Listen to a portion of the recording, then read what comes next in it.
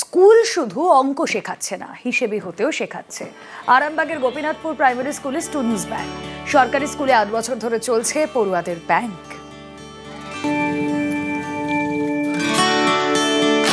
চক, duster, pen, pencil, কখনো পড়া, কখনো খেলা, কখনো আড়ি, কখনো আবার ভাব। স্কুল মানে কত বন্ধু, স্কুল মানে প্রথম শেখা, একা যাওয়া আসা, টিফিনের জন্য পকেট মানি, 5 টাকা, 10 টাকা, 20 টাকা, চিপস কিনে আলু কাবলি খেয়ে পকেট ফাঁকা। কিন্তু যদি এই টাকা জমানো যায়, তাও আবার স্কুলের ব্যাংকে। যে স্কুল কর গুনতে শেখায়, অঙ্ক শেখায়, সেই স্কুলই পড়ুয়াদের হিসেবি হতেও শেখাচ্ছে।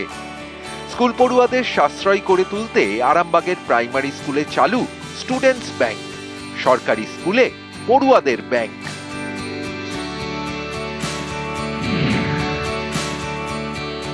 হুগলির আরামবাগের গোঘাট, এখানকার ভাদুরে গোপীনাথপুর প্রাইমারি স্কুল। এই সরকারি স্কুলে প্রধান শিক্ষকের উদ্যোগে 8 বছর ধরে চলছে স্টুডেন্টস ব্যাংক। স্টুডেন্টস ব্যাংক কিন্তু কাজ হয় একেবারে পেশাদারি ঢঙে। টাকা জমা থেকে টাকা তোলা, সবটা হয় স্লিপে লিখে, ব্যাংকের মতো। প্রয়োজনে লোন দেওয়া হয়। টিফিন টাইমে খোলা থাকে স্টুডেন্টস ব্যাংক।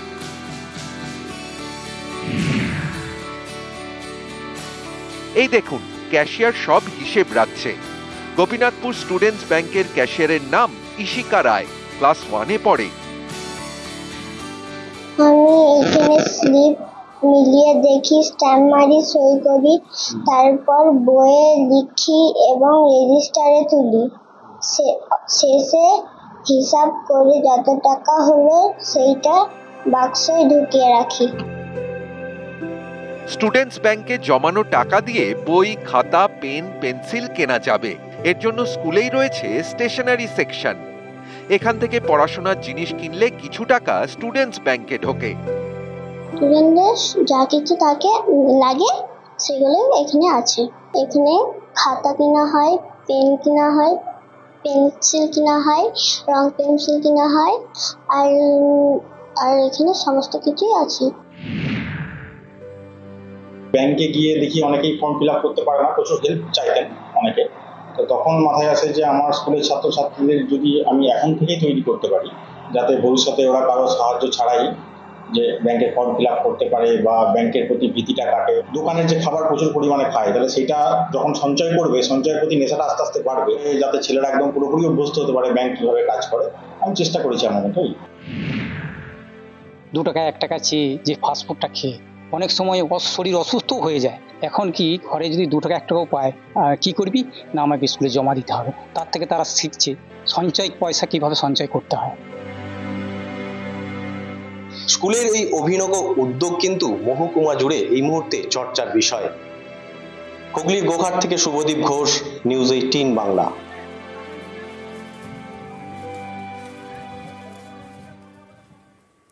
দক্ষিণবঙ্গের জেলায় জেলায় গত কয়েকদিন ধরে ভারী বৃষ্টি। জুলাইয়ে কলকাতার রেকর্ড বৃষ্টি। বৃহস্পতিবার পর্যন্ত দক্ষিণবঙ্গে এই বৃষ্টি চলবে।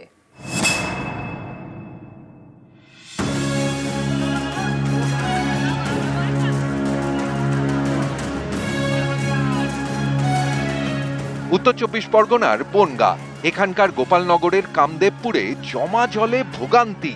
রাস্তায় জল, ঘরেও জল।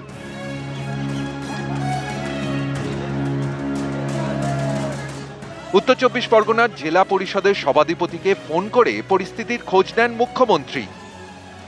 পশ্চিমবাংলার মাননীয় মুখ্যমন্ত্রী মমতা বন্দ্যোপাধ্যায় তিনি আমাকে ফোন করেন। প্রশাসনিকভাবেও যথাযথ ডিএম সাহেবকে ব্যবস্থা নেওয়ার জন্য যেমন ডাইরেকশন দেন, তিনি আমাকেও নির্দেশ দেন ওই ত্রাণ শিবিরগুলো বা ওই জলমগ্ন জায়গায় ভিজিট করতে।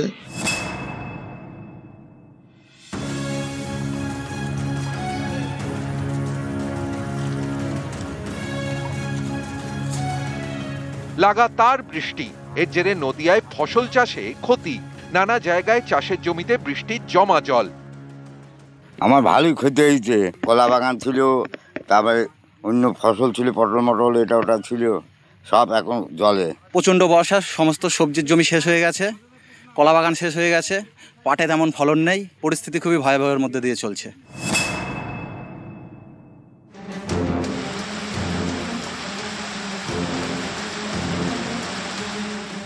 পশ্চিম মেদিনীপুরের ঘাটাল 17টি ওয়ার্ড, এর মধ্যে 12টি ওয়ার্ডের বিভিন্ন এলাকায় এখনো জল।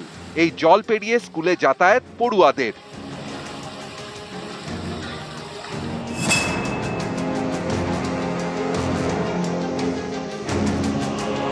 গত কয়েকদিন ধরে কলকাতাতেও ভারী বৃষ্টি, স্বাভাবিকের থেকে বেশি বৃষ্টি হয়েছে কলকাতায়।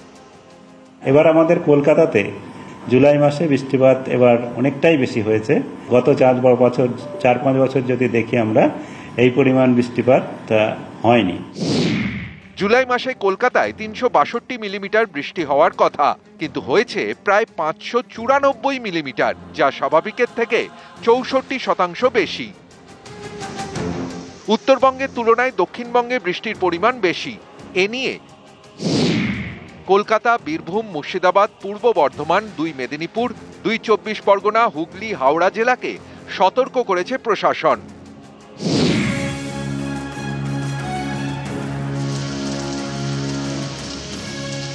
বুধবার এবং বৃহস্পতিবার দক্ষিণবঙ্গের সব জেলায় বৃষ্টির পূর্বাভাস।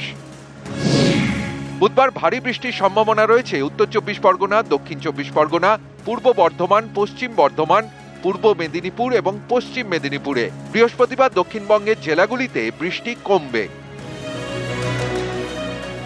নিউজ 18 বাংলা। স্কুল শুধু অঙ্ক শেখাচ্ছে না, হিসেবে হতেও শেখাচ্ছে। আরামবাগের গোপীনাথপুর প্রাইমারি স্কুলে স্টুডেন্টস ব্যাংক। সরকারি স্কুলে 8 বছর ধরে চলছে পড়ুয়াদের ব্যাংক।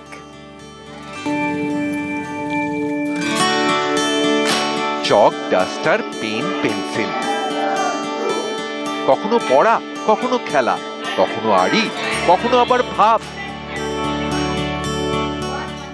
স্কুল মানে কত বন্ধু, স্কুল মানে প্রথম শেখা, একা যাওয়া আসা, টিফিনের জন্য পকেট মানি, 5 টাকা, 10 টাকা, 20 টাকা, চিপস কিনে আলু কাবলি খেয়ে পকেট ফাঁকা। কিন্তু যদি এই টাকা জমানো যায়, তাও আবার স্কুলের ব্যাংকে। যে স্কুল কর গুনতে শেখায়, অঙ্ক শেখায়, সেই স্কুলই পড়ুয়াদের হিসেবি হতেও শেখাচ্ছে। স্কুল পড়ুয়াদের সাশ্রয় করে তুলতে আরামবাগের প্রাইমারি স্কুলে চালু স্টুডেন্টস ব্যাংক। সরকারি স্কুলে পড়ুয়াদের ব্যাংক।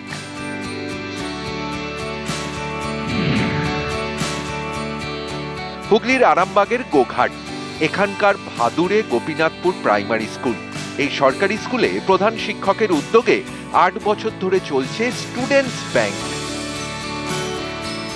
স্টুডেন্টস ব্যাংক, কিন্তু কাজ হয় একেবারে পেশাদারি ঢঙে। টাকা জমা থেকে টাকা তোলা, সবটা হয় স্লিপে লিখে, ব্যাংকের মতো।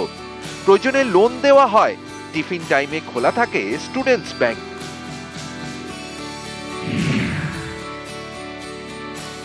এই দেখুন, ক্যাশিয়ার সব হিসেব রাখছে। গোপীনাথপুর স্টুডেন্টস ব্যাংকের ক্যাশিয়ারের নাম ইশিকা রায়, ক্লাস 1-এ পড়ে।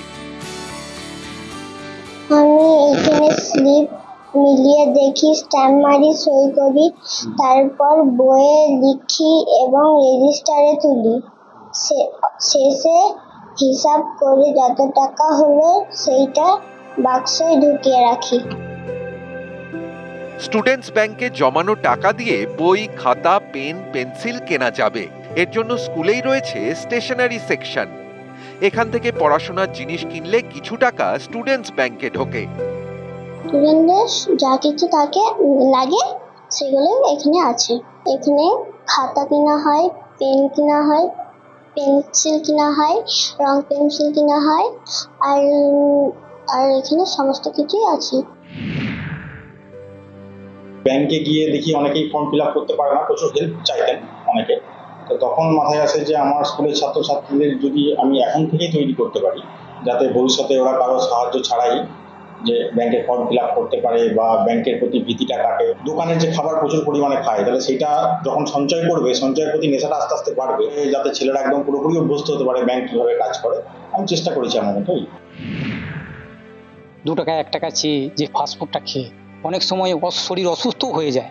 এখন কি ঘরে যদি 2 টাকা 1 টাকাও পায়, কি করবি না আমাকে স্কুলে জমা দিতে হবে। তার থেকে তারা শিখছে সঞ্চয় পয়সা কিভাবে সঞ্চয় করতে হয়। স্কুলের এই অভিনব উদ্যোগ কিন্তু মহকুমা জুড়ে এই মুহূর্তে চর্চার বিষয়। হুগলির গোঘাট থেকে শুভদীপ ঘোষ, নিউজ 18 বাংলা।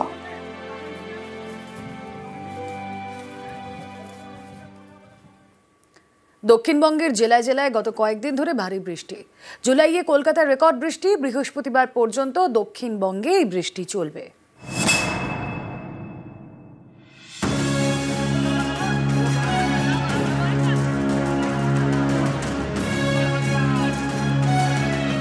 উত্তর 24 পরগনার বনগাঁ, এখানকার গোপালনগরের কামদেবপুরে জমা জলে ভোগান্তি।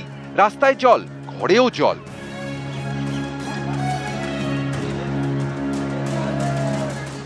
উত্তর 24 পরগনার জেলা পরিষদের সভাধিপতিকে ফোন করে পরিস্থিতির খোঁজ নেন মুখ্যমন্ত্রী। পশ্চিমবাংলার মাননীয় মুখ্যমন্ত্রী মমতা বন্দ্যোপাধ্যায় তিনি আমাকে ফোন করেন। প্রশাসনিকভাবেও যথাযথ ডিএম সাহেবকে ব্যবস্থা নেওয়ার জন্য যেমন ডাইরেকশন দেন, তিনি আমাকেও নির্দেশ দেন ওই ত্রাণ শিবিরগুলো বা ওই জলমগ্ন জায়গায় ভিজিট করতে।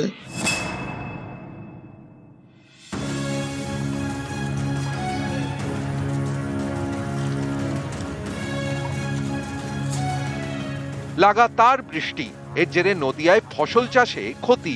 নানা জায়গায় চাষের জমিতে বৃষ্টির জমা জল। আমার ভালোই ক্ষতি হয়েছে। কলা বাগান ছিল, তারপরে অন্য ফসল ছিল, পটল মটল এটা ওটা ছিল, সব এখন জলে। প্রচণ্ড বর্ষা, সমস্ত সবজির জমি শেষ হয়ে গেছে, কলা বাগান শেষ হয়ে গেছে, পাটে তেমন ফলন নেই। পরিস্থিতি খুবই ভয়াবহের মধ্যে দিয়ে চলছে।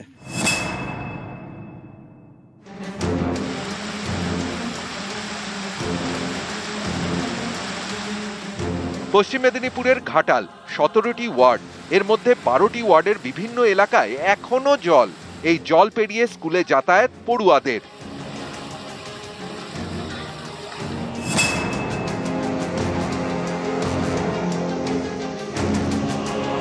গত কয়েকদিন ধরে কলকাতাতেও ভারী বৃষ্টি। স্বাভাবিকের থেকে বেশি বৃষ্টি হয়েছে কলকাতায়। এবার আমাদের কলকাতাতে জুলাই মাসে বৃষ্টিপাত এবার অনেকটাই বেশি হয়েছে। গত 4-5 বছর যদি দেখি আমরা, এই পরিমাণ বৃষ্টিপাত হয়নি। জুলাই মাসে কলকাতায় 362 মিলিমিটার বৃষ্টি হওয়ার কথা, কিন্তু হয়েছে প্রায় 594 মিলিমিটার, যা স্বাভাবিকের থেকে 64% বেশি। উত্তরবঙ্গের তুলনায় দক্ষিণবঙ্গে বৃষ্টির পরিমাণ বেশি। এ নিয়ে কলকাতা, বীরভূম, মুর্শিদাবাদ, পূর্ব বর্ধমান, 2 মেদিনীপুর, 2 24 পরগনা, হুগলি, হাওড়া জেলাকে সতর্ক করেছে প্রশাসন।